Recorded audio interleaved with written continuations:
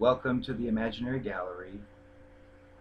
Today's topic is confronting a narcissist and the various tactics you'll encounter when you do such a thing.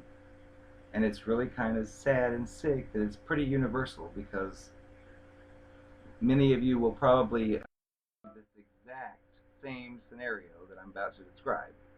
So, what we'll do is start off with just a story to get you going. So to start off, let's just use you. You have just met some great partner who is everything you've ever wanted, who um, likes everything you like and doesn't like what you don't like. And that's how you meet, with basically the love bombing stage, which is, again, another video.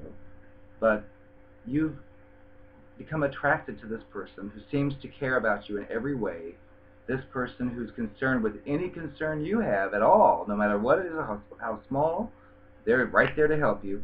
Well, so that's how you start this relationship out, where you just happen to say, oh, I've got to cut my yard, and then boom, the next day they've done it for you, and they say, look, I took care of your yard. Well, you think, wow, this is like a miracle. I've never met anybody so great. Well, that leads on to more and more and more of the same, and you eventually get into a relationship with this person. And before you seal the deal, you tell them, like, one thing you try to draw a boundary line. Like, I'm not really into lies or deceitful behaviors. And they say, oh, I would never be that way to you. I know what that's like. So you think, great.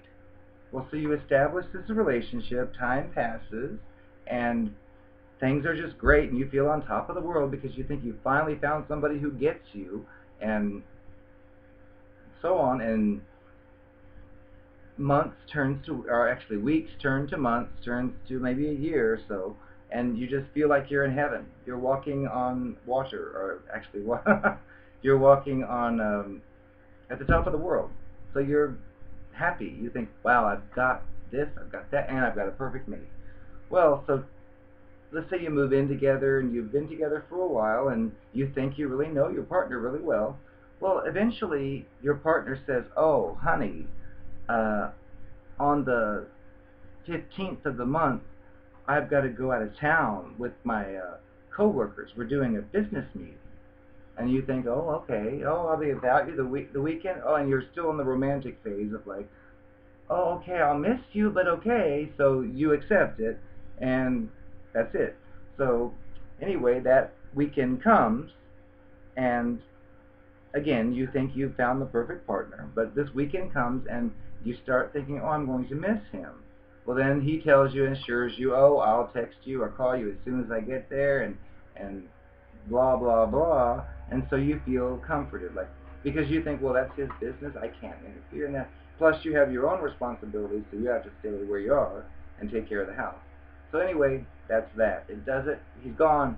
So that night, you're anxiously awaiting his message, but guess what? It doesn't come. There is no message. So you're starting to worry, like, did the plane make it? Did they actually arrive? And so you might pick up your phone and like text, hey, did you make it? And no response, no call, nothing. So you're concerned now. But then your brain starts playing tricks, thinking, well, wait a second, is he really where he said he was, or is he hurt? Or you just don't know, because you know how people can be. They can be really nice to you, but then somebody else privately. So you just don't know. So the whole night passes. You try to sleep, but can't because you're worried, and you keep trying to call, no response. And it's not like him, because he made it clear before he left he would call you to make sure he made it all right. So you're just worried. Well, then, like, maybe the next afternoon, you get a call. Oh, hi, honey. Sorry I couldn't call you last night. Yeah, there's no reception in the hotel. I just couldn't get through, but everything's fine, blah, blah, blah. And so you would then think, oh, I was thinking the worst. Well, you're listening to this, though, and you're hearing this explanation of what he just said, and then you're like, okay, oh, well, I'm glad you're okay, click, and you hang up. But then you think about it later. Think, wait a second. he could have still called from a payphone, from the hotel desk, from a landline, whatever, and you're starting to think, well, what's really, he told me what happened, but, and you start to maybe think he might not be exactly who he says he is, but you don't want to believe that because you've established this history, like the slot machine video I did before. You've like invested all this time in this person, so you don't want to believe they could ever be like out to get you. So you think, oh, I'm just being paranoid. So anyway, he comes back the next week and he gives you a flower. He's flattering to you. He tells you he missed you. He tells you all the things you want to hear and think, oh, I was silly for suspecting him, which of course you weren't, because that was your gut instinct, which is another video. But off the side, we have a natural gut instinct that like kind of tells us when danger is near, but we've learned to silence it or ignore it if we like say, hey, I think you might be hurting me. The other person's like, oh, that's silly. So you think, oh, I must be imagining. And we learn effectively over time to silence that gut feeling. But anyway, back to the story. He acts all nice, everything's great, and then, let's say a few weeks later, and he normally picks up your mail, but one particular day he's gone, or he's gone for some reason, the mail comes, you pick it up. Well, you pick up a piece of mail that looks official from like police, and so you're interested and you rip it open, and it turns out to be some kind of a ticket for like violence or some kind, and it's a violence charge that's in your own area. There's an address listed and your husband's or your partner's name. So you're thinking, okay, this has got to be a mistake. My husband or partner is he wouldn't do this, whatever it says. So let's say he's at work, and so she calls and says, hey, I got this ticket in the mail for a violence charge for you. What's the deal? And he'll be like, what? And he'll act like he doesn't have a clue what she's talking about. I don't know what, it must be a mistake.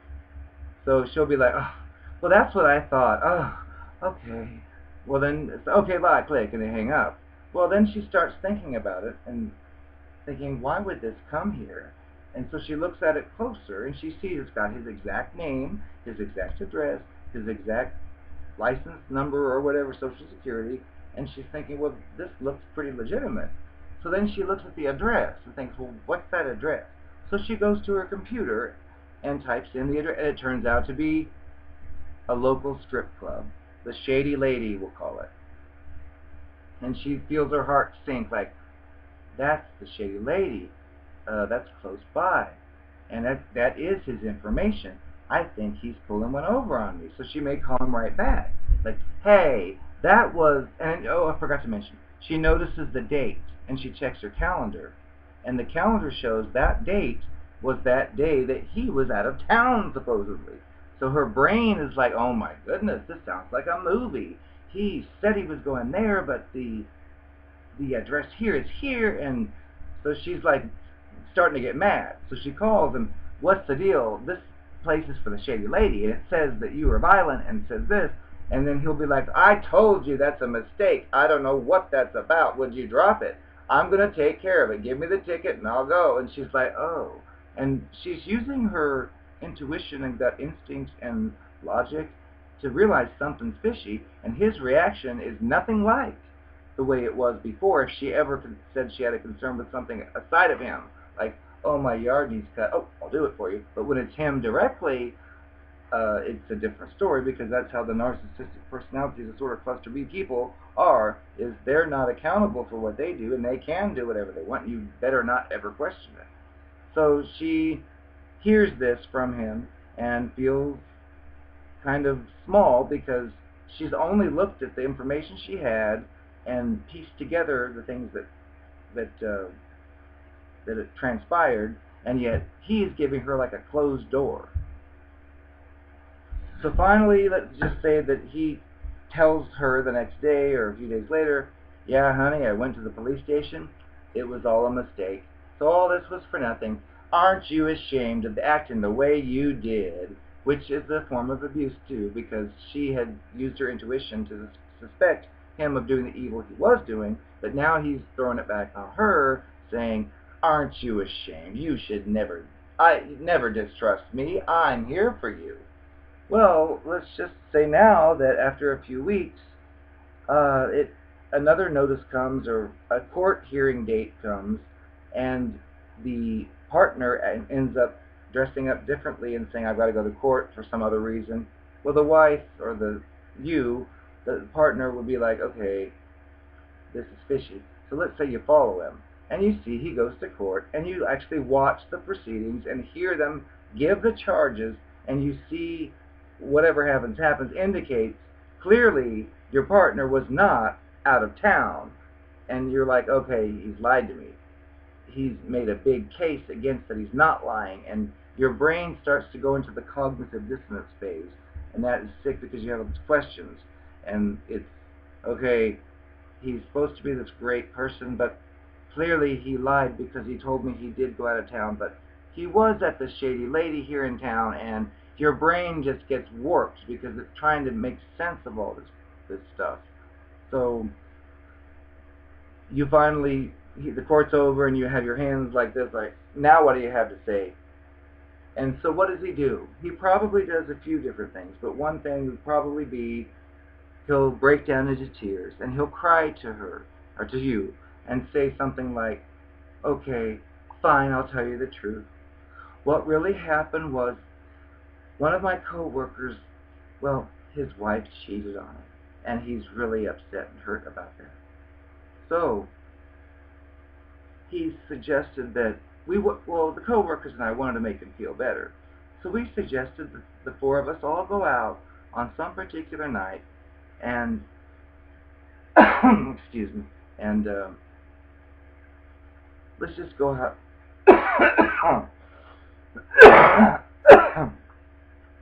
Let's go out and try to cheer him up. Well, we went and decided that we'd have some beers. Well, the friend in question, he got kind of tipsy, and he noticed there was an all-girl club down the street, a dance club, strip club. So he wanted to go. Well, I couldn't turn him down because I feel sorry for him. I know he's going through a hard time, so I went ahead and said, well, okay, we'll go. So we did go to the Shady Lady. And when we were there, some other man was pushing his way in front of me, and I didn't like it, so I shoved him. So as a result, they said I assaulted him, and now I'm in court. So I was only there to support my friend. Certainly you understand.